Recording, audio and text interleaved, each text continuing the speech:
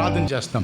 కృపగల దేవా, దయగల తండ్రి, దయాళుడా, ప్రేమ కలిగిన మా యేసు ప్రభువారా, నైనా వాక్యం చేత మీరు మాతో మాట్లాడండి. నీ వాక్యము రెండంచుల ఖడ్గం తండ్రి, మీ నామానికి మీరు మహిమ తెచ్చుకోనండి. వచ్చిన ప్రతి బిడ్డ చేత ఈ వాక్యం ద్వారా మాట్లాడి, ఒకవేళ మేము ఎక్కడ సరి చేసుకోవాలో మీ వాక్యం ద్వారా సరి చేసుకొని ప్రభువా క్రమంగా పరిశుద్ధంగా నడవడానికి కృప దయచేయమని యేసయ్య నామములో ప్రార్థన చేస్తున్నాము తండ్రి. దేవుని నామానికి మహిమ కలుగును గాక. ఏమండి, ఇక్కడ ఒక వ్యక్తి కనబడుతున్నాడు. ఆ వ్యక్తికి ఏమున్నాయి? గాడిదలు ఉన్నాయి. ఏమున్నాయంట చెప్పండి, ఏమున్నాయి? మరి ఈ రోజుల్లో గాడిదలు పెంచేవారు చాలా తక్కువ. పొట్టేళ్ళు ఉన్నాయి. ఏమున్నాయి? పొట్టేళ్ళు ఉన్నాయి, గొర్రెలు ఉన్నాయి, పశువులు ఉన్నాయి. అవునా?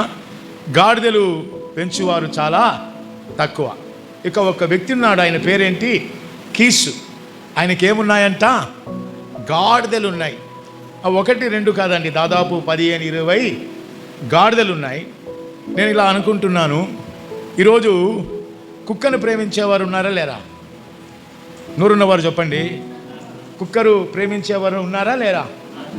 10,000 రూపాయలు ఇచ్చి కుక్కను కొనేవాళ్ళు కూడా ఉన్నారు. 1,00,000 రూపాయలు ఇచ్చి కుక్కను కొనేవాళ్ళు కూడా ఉన్నారు. కుక్కలకి చాలా ప్రేమిస్తారు. పిల్లిలను కూడా, పిల్లిని కూడా చాలామంది ఏం చేస్తారు? ప్రేమిస్తారు. అయితే మనుషుల్ని ప్రేమించేవారు ఈ రోజుల్లో చాలా చాలా తక్కువ అయిపోయారు. అవునా కదండి? మనుషుల్ని ప్రేమించేవారు ఈ రోజుల్లో కనిపించరు. బహుశా ఈ కీస్ అనే వ్యక్తి తన గాడిదల్ని బహుగా ప్రేమించి ఉంటాడు నేను అనుకుంటున్నాను. మరి కొంతమంది ఈ కుక్కల్ని పెంచేవారు ఏం చేస్తారంటే, లేయంగానే ముందు ఎక్కడికి వెళ్తారు? ఆ కుక్క దగ్గరికి వెళ్ళి ఏం చేస్తుంటారు? ఆడుతుంటారు. అవునా? ఆడుతుంటారు, ముద్దు పెడుతుంటారు. మరి కొంతమంది పశువులు పెంచిన ఆ పశువు దగ్గర కూడా పోయి ఏమంటుంటారు? ఇలాగా ఏదో ముద్దు పెడుతుంటారు. మరి ఈ గాడిదల్ని ఎంతగానో ప్రేమించాడు ఆయన. ప్రతి ఉదయకాలం లేచి ఆ గాడిదల దగ్గర ముద్దాడేవాడు, ప్రేమించేవాడు. అనుదినం ఇది అలా జరుగుతుంది. ఒకరోజు నిద్రలించి లేచి బయటికి రాగానే ఏం కనిపించలేదంట? గాడిదలు అన్నీ ఏమైపోయాయి? తప్పిపోయాయి. ఆయన తప్పిపోయింది. అయ్యో, నేనెంతో ప్రేమించి మంచి ఆహారం పెట్టిన ఈ గాడిదలు ఏమైపోయాయి? తప్పిపోయాయి. ఆయనకి ఒక కుమారుడు ఉన్నాడు. ఎంతమంది అండి?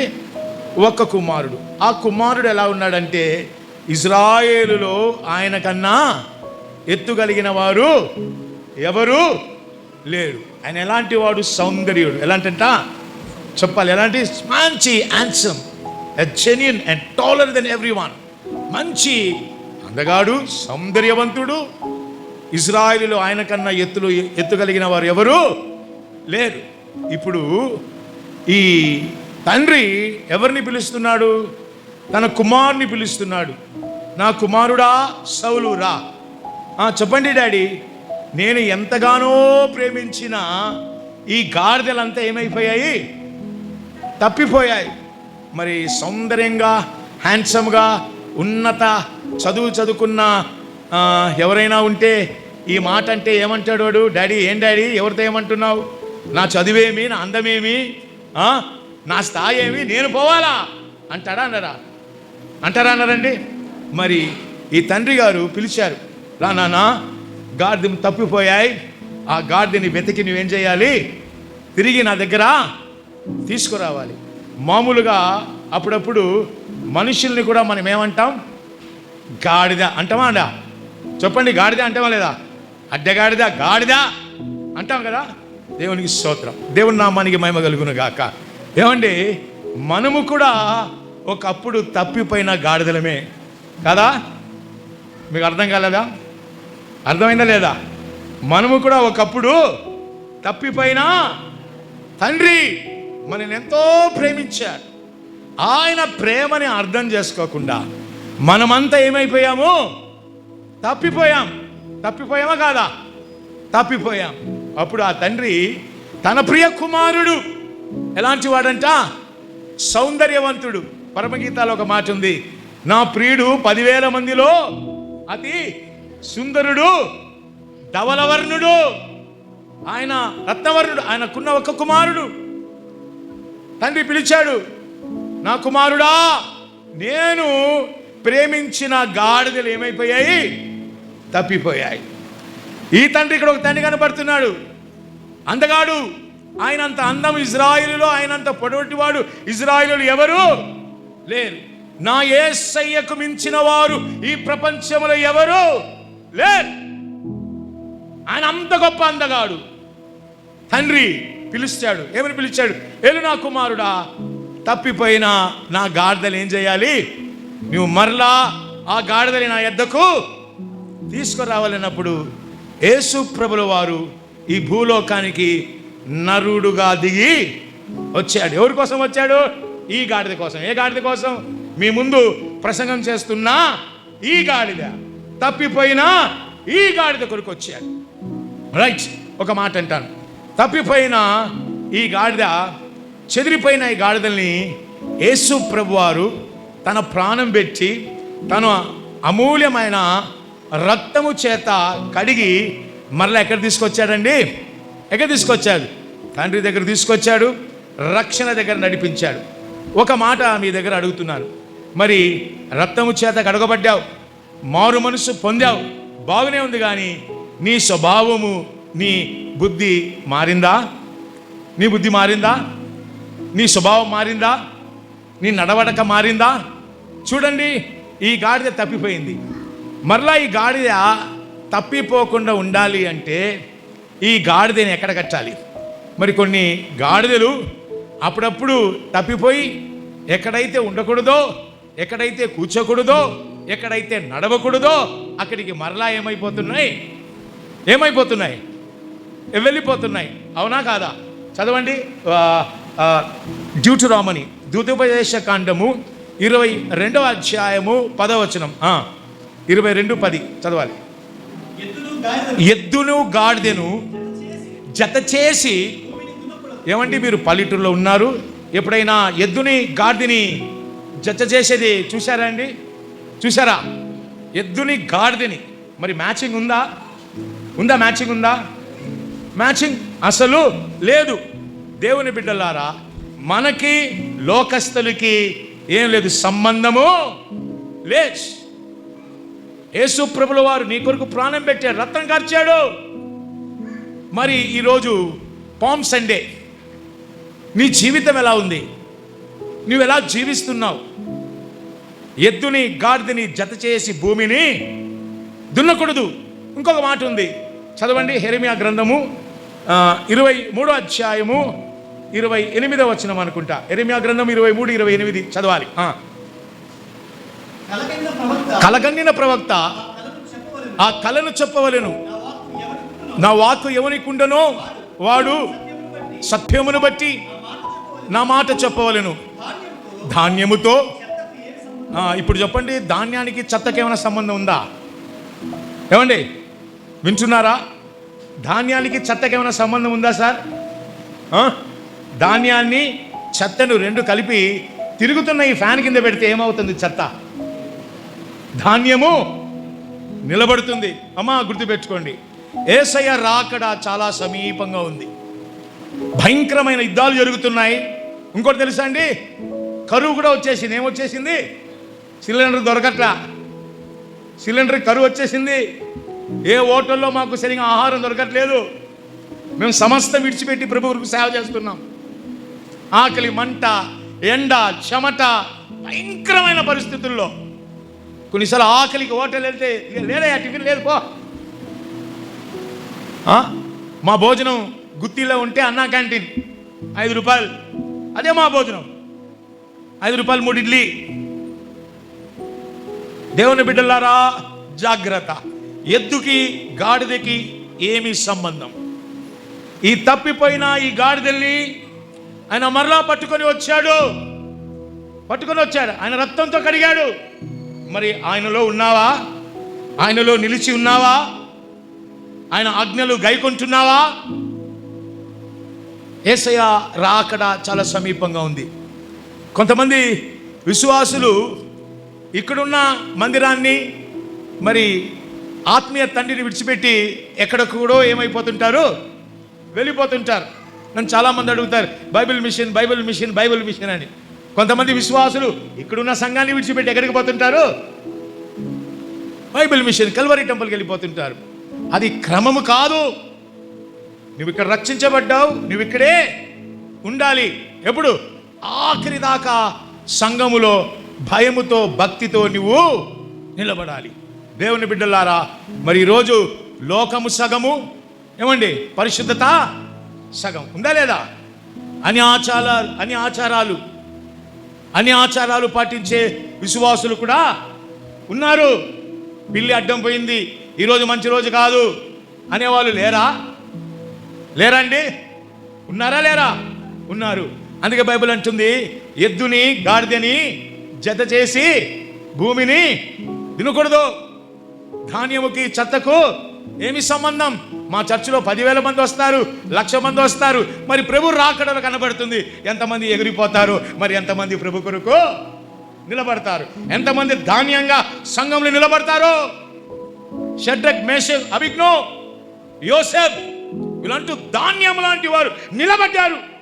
శోధన వచ్చినా, కష్టం వచ్చినా, నష్టం వచ్చినా, అవమాన పాలు వచ్చినా, నింద వచ్చినా ప్రభు కొరకు ఆఖరి వరకు నిలబడ్డారు. మళ్ళా లోకంలో వెళ్ళిపోలే.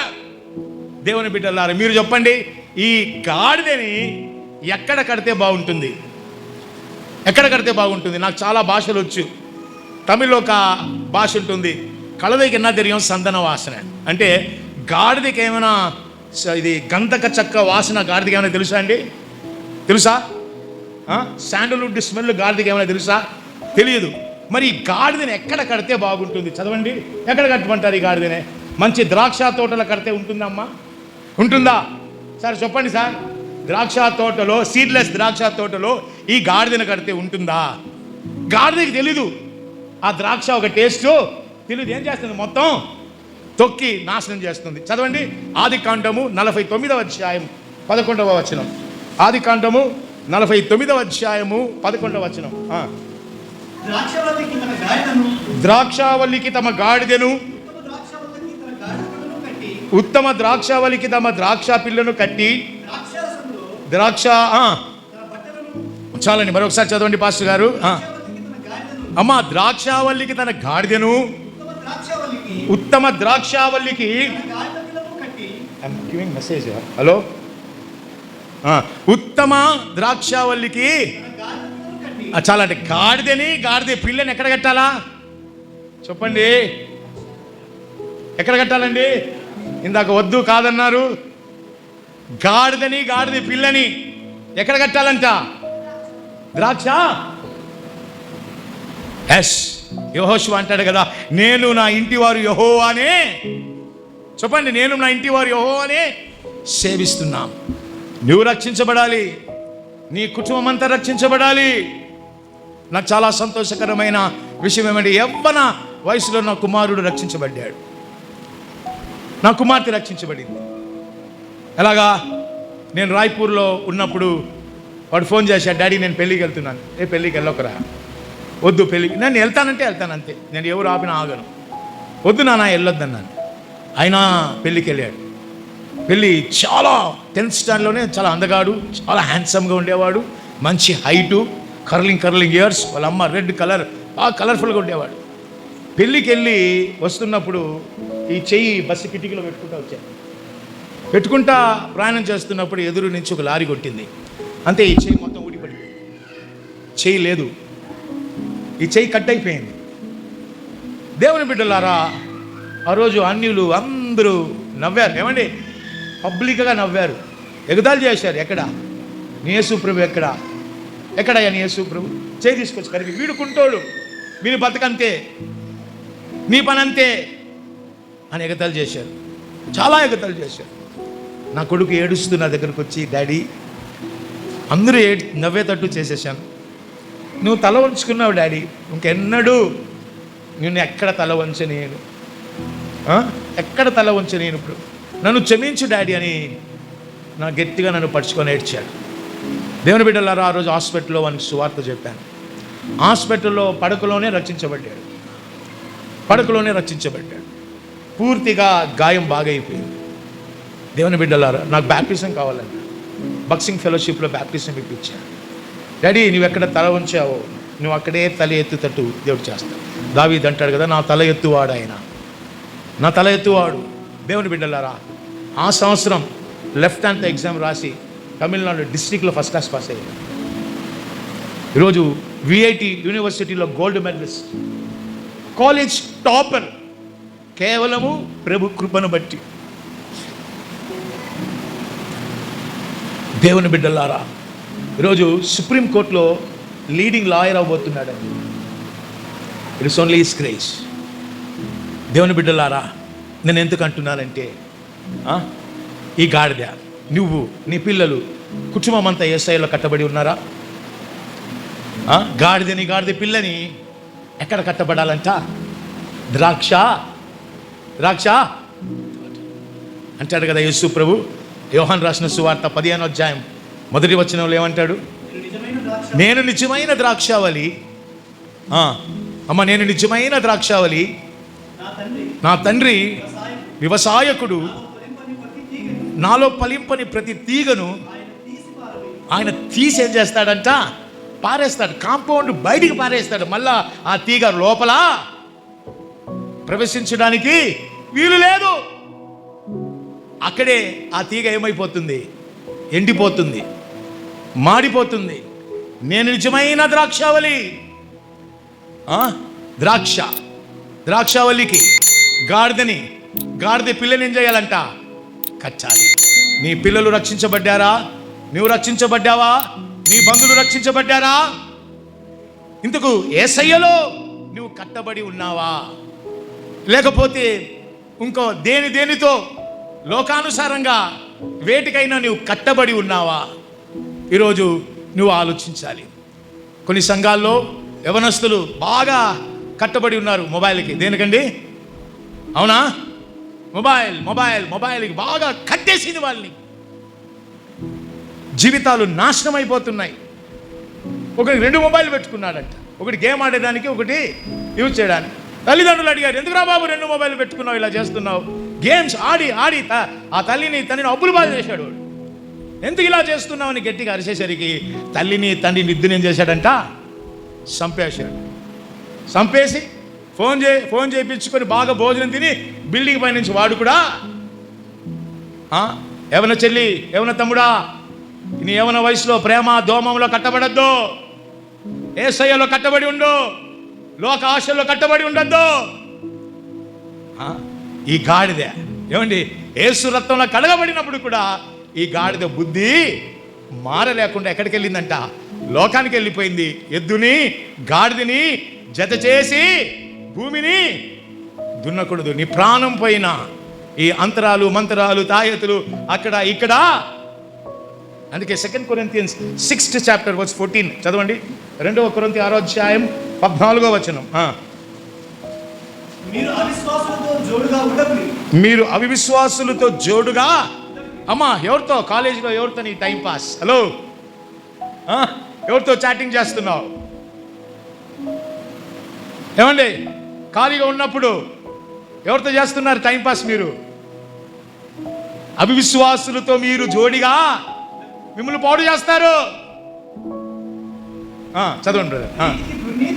నీతికి దుర్నీతితో ఏమి సామర్థ్యము? వెలుగునకు చీకటితో ఏమి పొత్తుందా అండి? దర్ ఇస్ మ్యాచింగ్ ఉందా? ఆగు, తొందరపడద్దు. వాడిని ప్రేమించాను, వానికి రక్షణ లేదు, ఏమీ లేదు, చేసుకుంటే వాడినే చేసుకుంటానని ఈరోజు ఎంతమంది జీవితాలు పాడు చేస్తున్నారు లేదా బ్రదర్? శాంసన్ దిలీలాకి మ్యాచింగ్ ఏమైనా ఉందా? అహాబుకి యెజబెల్కి ఏమైనా మ్యాచింగ్ ఉందా? వీళ్ళ జీవితాలు పతనమైపోయింది, బోడిగుండ అయిపోయింది. దేవుని బిడ్డ, దేంట్లో కట్టబడ్డావు? నేను అంటాను ఓపెన్గా, క్రైస్తవునికి రాజకీయము పనికిరాజ్. పరమగీతలో ఉంది కదా, రాజవీధుల్లో వెతికి తిని ఆయన నాకు దొరకలేదు, పట్నంలో వెతికి తిని ఆయన నాకు. దేవుని బిడ్డగా ఉండు. More simple looks more beautiful. ఈరోజు పట్నపు స్టైలు పల్లెటూరులో కూడా వచ్చేసినాయి. అమ్మాయిలు జీన్స్ ప్యాంట్లు వేసుకుని వస్తున్నారు చర్చికి. మీ బిడ్డలను అలా పెంచొద్దు, ఆడబిడ్డలను అలా పెంచొద్దు. ఈరోజు అమెరికాలో భయంకరమైన యుద్ధానికి కారణం ఏంటంటే లాస్ ఏంజల్స్లో ఉన్న పాపము. ప్రభుకు ఆఖరి వరకు సాక్షిగా జీవించు, సువార్తని ప్రకటించు. చదవండి బ్రదర్,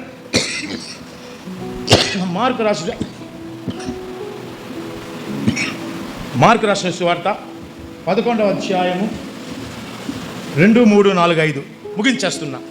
మార్కు రాసిన సువార్త 11వ అధ్యాయం 2, 3, 4, 5.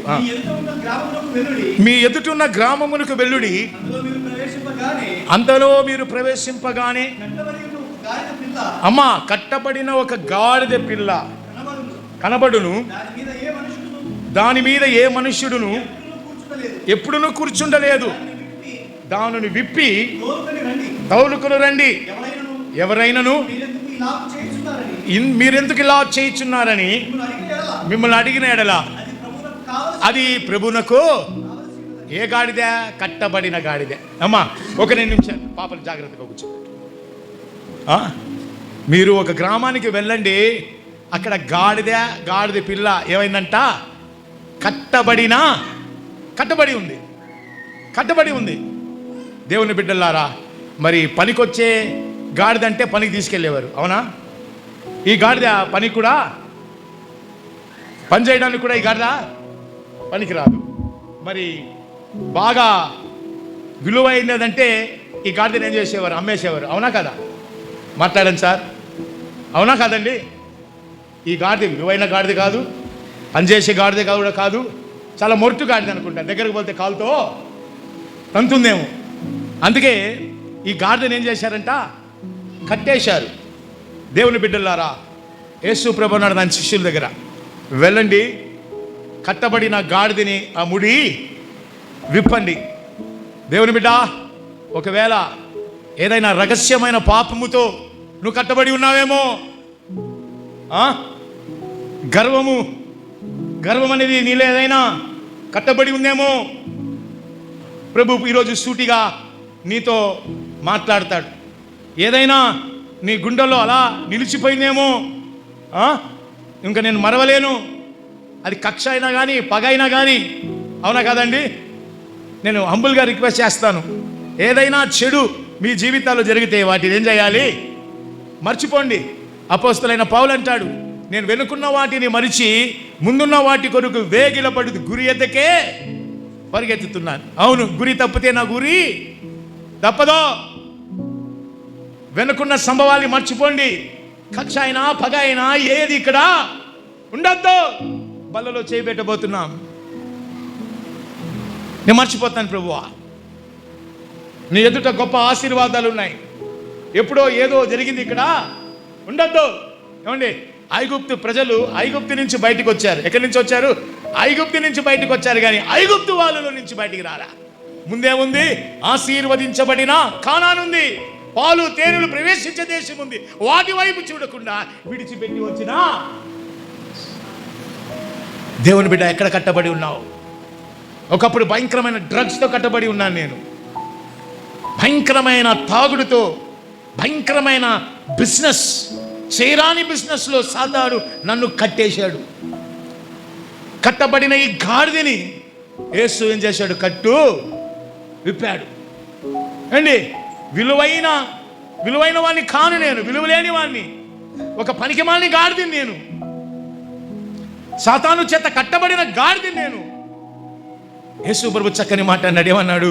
ఎవరైనా అడిగితే ఈ గాడిద నాకు కావలేను చెప్పమన్నాడు. ఈ గాడిద ఎవరు కావాలంట? యేసు ప్రభుకు కావాలి. పనికి మాలిన గాడిదే యేసు ప్రభుకు కావాలి, విలువ లేని గాడిదే యేసు ప్రభుకు కావాలి. ఇప్పుడు ఏం చేశారండి? ఆ గాడిదని ముడి విప్పి ఎక్కడ తీసుకొచ్చారంట? యేసు, చదవండి బ్రదర్.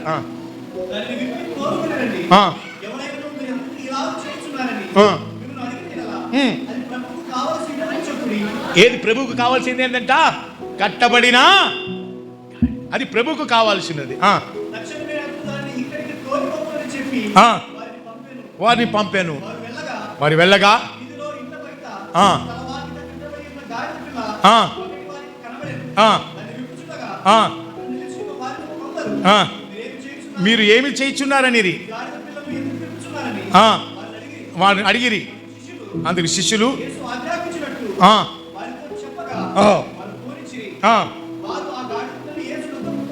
యేసు ఎద్దుకు తోలుకొని వచ్చి, అంటే ఇప్పుడు గాడిద పిల్ల మీద ఏం వేశారంట చెప్పండి తల్లుల్లారా? బట్టలు ఏం వేశారు? ఒకప్పుడు నువ్వు నేను దిగంబరే, అవునా? అవునా కదండి? ఎస్, మహిమ శరీరం పోయింది ఆదాము అవ్వకి. ఒకప్పుడు నువ్వు నేను దిగంబరే. ఇప్పుడు ఈ గాడిద పైన ఏమేస్తున్నారు? బట్టను. అదే రక్షణ వస్త్రాలు. నా తల్లి, నా చెల్లి, నా తమ్ముడా, ప్రభు నీకు ఇచ్చిన వస్త్రాన్ని కాపాడుకో. ప్రభు నీకు ఇచ్చిన రక్షణని కాపాడుకో. యవనుడా జాగ్రత్త. ఇప్పుడు ఆ బట్ట మీద, ఆ గాడిద మీద బట్ట దానిపై వేయగా దాని మీద కూర్చుండెను. అనేకులు తన బట్టలను. ఇప్పుడు గాడిద ఒక పరిస్థితి మారిపోయింది. గాడిద చెత్తలో గడ్డలో నడవట్లేదు. దేని మీద నడుస్తుంది? బట్ట మీద నడుస్తుంది. మీకు తెలుసా అండి, గాడిద ఎప్పుడైనా తల వంచుతుందా? మెడ వంగుతుందా గాడిది? వంగదో? చదవండి బ్రదర్.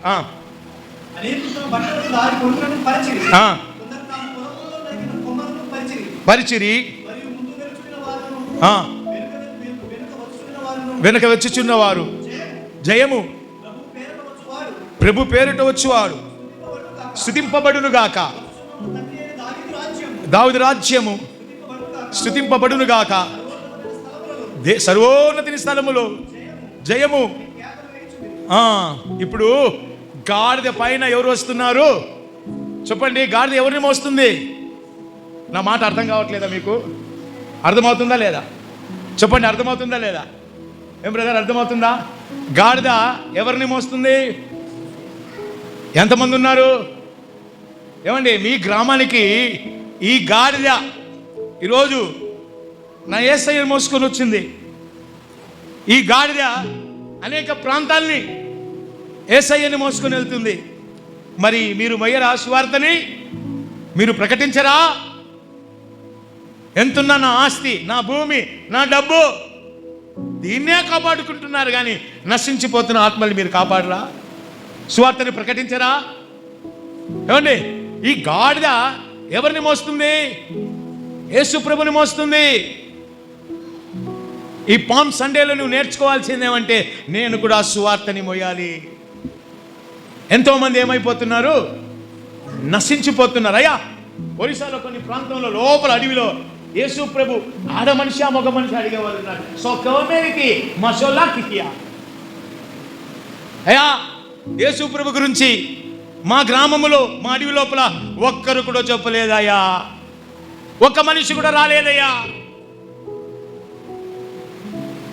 సంపాదించుకుంటున్నావు ఆస్తి, డబ్బు, అన్ని. నీ ఆరోగ్యం బాగుండాలని డబ్బు ఖర్చు పెట్టి నీ ఆరోగ్యాన్ని కాపాడుకుంటున్నావు, నీ ఆస్తిని కాపాడుకుంటున్నావు, ఏదేదో గ్రేట్గా చేస్తున్నావు. మరి సువార్తని మోస్తున్నావా? Are you carrying the gospel? ఏమండి, ఆ రోజు ఆ యెరూషలేము వీధిలో ఈ గాడిద మీద ఉన్న యేసు ప్రభును చూడడానికి కొన్ని వేల మంది వచ్చారు. ఎంతమంది వచ్చారంట? వేల మంది వచ్చారు. అందరూ చూస్తున్నారు గాడిద మీద ఉన్న యేసు ప్రభుని. అమ్మా, తల్లి, చెల్లి, నీలో యేసు ప్రభు అందరికి కనపడాలి. నువ్వు యేసు ప్రభుని చూపించాలి. సమయం ఇంకా లేదు. There is no time. సువార్త ముయ్యబడే రోజులు కూడా వచ్చేసే. మొన్ననే క్రిస్టియన్స్కి ఏం లేదంట, భయంకరమైన ప్లాన్స్ జరుగుతున్నాయి. దేవుని బిడ్డ, మాకెంత కష్టమైనా, ఎంత ఆకలి మంటైనా, నరాలు తెగిపోతున్నా 55 కుట్లున్నాయండి. శాకోమా క్యాన్సర్ చేయబడి ఎవరి దగ్గర చేయి చాపమో, దొరికితే అన్నం, లేకపోతే నీళ్లున్నాయి, లేకపోతే ఖర్చు తడిపి కడుపు మీద వేసుకుంటాం. నన్ను పంపించిన ఇక్కడ వ్యక్తి ఉన్నాడే ప్రతాప్, బ్లెస్డ్ మ్యాన్, నన్ను అప్పుడప్పుడు ఆదరిస్తుంటాడు. బ్రదర్, సేవ పుచ్చుకోండి. అయ్యా, బట్టలు లేవా? నేను తెచ్చిస్తాను మీకు. దేవుని బిడ్డలారా, యేసు ప్రభుని చూపించండి. మీ గ్రామంలో ప్రాణం పైన పర్వాలేదు. నేను ఎన్నోసార్లు యేసు ప్రభు గురించి దిగంబరిగా కొట్టారు. దేవుని బిడ్డలారా, ఎక్కడ కట్టబడ్డావు? నీ స్వభావం మారిందా? నీలో ఉన్న కోపం, గర్వం, అహంకారం పోయిందా? అందుకే చూడండి బ్రదర్, చదవండి, సహాయం చేయండి బ్రదర్. జకరియా గ్రంథము 9వ అధ్యాయము ముగిస్తున్నాను. జకరియా గ్రంథము 9వ అధ్యాయం. చూడు, నీ రాజు సియోను నివాసులారా బహుగా సంతోషించుడి. యెరూషలేము నివాసులారా ఉల్లాసముగా ఉండుడి. నీ రాజు నీతిపరుడు. నా యేసయ్య నీతిపరుడు, నా రాజు నీతిపరుడు. అమ్మా, తప్పిపోయిన ఈ గాడిదల కొరకు సౌందర్యవంతుడైన రత్నవర్ణుడైన యేసు ప్రభువు వారు వచ్చారు, ప్రాణం పెట్టారు. నీ రాజు నీతిపరుడు. రక్షణ గలవారుము దీనుడై. ఎవరంట? ఎలాంటి వాడు యేసు ప్రభు? దీనుడు. చెప్పండి, యేసు ప్రభు ఎలా వారు? దీనుడు. మనము కూడా యేసయ్య లాంటి దీన మనసు కలిగి ఉండాలి. దీనుడండి ఆయన, దీనుడై గాడిద పిల్లను ఎవరెవరో దేని మీద అంతా వచ్చారు. సింహాల మీద వచ్చారు లేదండి? దేని మీద వచ్చారు కదా? సింహాల మీద, ప్లేన్ మీద, దేని మీద వచ్చారు. అయితే నీ రాజు నీతిపరుడు గాడిద మీద వస్తున్నాడు. అది ఆయన తగ్గింపు, అది ఆయన దీనత్వం. తెలీదు ప్రజలకి. ఎవడో ఒక ఆయన అంటాడు, చేతకాని వాడు 3 మేకల మీద. కాదురా బాబు, చేత కాదని కాదు. ఆయన ఏదైతే బోధించాడో అది పాటించాడు. అవునండి, ఏదైతే బోధించాడు అది. ఈ చంప కొట్టమంటే మరో చంప చేతకాక కాదు, 3 మేకల మీద ఎలాడింది. ఆ తోటలో నేనే అంటే 10 మంది పడిపోయారు. నా దేవుడు నీతిమంతుడు, దీనుడు, దయాళుడు, ప్రేమ కలిగిన వాడు. అలాంటి వస్త్రం మనము కూడా ధరించుకోవాలి. అమ్మా, ముగిస్తున్నా. ఆయన రాబోతున్నాడు. మరి ఈరోజు నువ్వే ఒక క్వశ్చన్ మాట వేసుకో. నేను చెత్త లెక్క ఉన్నానా, ధాన్యం లెక్క ఉన్నానా? నేను ఎక్కడ కట్టబడి ఉన్నాను? దేనికైనా నేను కట్టబడి ఉన్నానా? ఒకసారి నిన్ను నువ్వు పరిశోధన చేసుకొని ఈ పామ్ సండేలో మరలా ఒకవేళ పడిపోయి ఉంటే ప్రభు సన్నిధిలో మోకరించి ప్రార్థన చేసుకొని సరి చేస్తున్నా. దేవుడే నాకు ఈ సమయం ఇచ్చారు brother. Thank you very much. ఇప్పుడు నా సంఘస్థులకి మళ్ళీ వందనాలు చెప్తున్నానండి. నేను ఎవరో అని కాదు, నేను సువార్థికునండి, దీనమైన సువార్థికుని. I can preach in 8 languages gospel. నేను బాగా ఎక్కువ చదువుకున్నా. నా చదువంతా యేసు ప్రభు నిమిత్తం పెంటతో సమానం. నాకు ఇల్లు కూడా ఉండేది కాదు బ్రదర్. నేను రక్షించబడిన తర్వాత పాకాల రైల్వే స్టేషన్లో 3 నెలలు ఉన్నాం. తిరుపతి పాకాల రైల్వే స్టేషన్లో 3 నెలలు ఉన్నాం. నా బాబు, చిన్న బాబు, మా భార్య పాకాల రైల్వే స్టేషన్లో నా కొడుకుని వేసుకొని పనుకునేది. అమ్మ, ఆకలిగా ఉన్నావు, సువార్తకి వెళ్తాను, ప్రభు నా సహాయం చేస్తే తీసుకొస్తానని ఒకరోజు నైట్ వెళ్ళి రావడానికి లేట్ అయిపోయింది. 3 కుర్రోళ్ళు మా భార్య కాలు పట్టుకుని ఈడ్చుకొని వెళ్ళిపోతున్నారు. మా బాబు ఏడుస్తున్నాడు. అప్పుడే దిగుతున్నా, ఏమండి ఏమండి అని. దేవుని బిడ్డలారా, మా బెడ్రూమ్ ఏది తెలుసా అండి? మా బెడ్రూమ్లో రైలు వచ్చేది. ఏంటి బెడ్రూమ్లో రైలు వస్తుందంటే మాది ప్లాట్ఫార్మే. కొద్ది రోజులు నా భార్య చాలా పేదరాలు, అయినా చాలా భక్తురాలు. 8 మంది అన్నదమ్ములు, అక్క చెల్లి, 10 మంది మొత్తం. కట్టు చీరతో నన్ను నమ్ముకుని వచ్చింది. ఏమండి, దేవుడు ఉన్నతమైన స్థాయిలో పెట్టాడండి. ప్లాట్ఫారంలో పనుకున్న మమ్మల్ని. తో అందరినీ ఒకే చూపుగా చూడొద్దు. దేవుని నామానికి మహిమ కలుగును కాక. మరలా అబ్రాహం గారు నాకు ఎన్నడూ చూడలేదు, ఫోటోలు చూసిన అబ్రాహం కుమార్.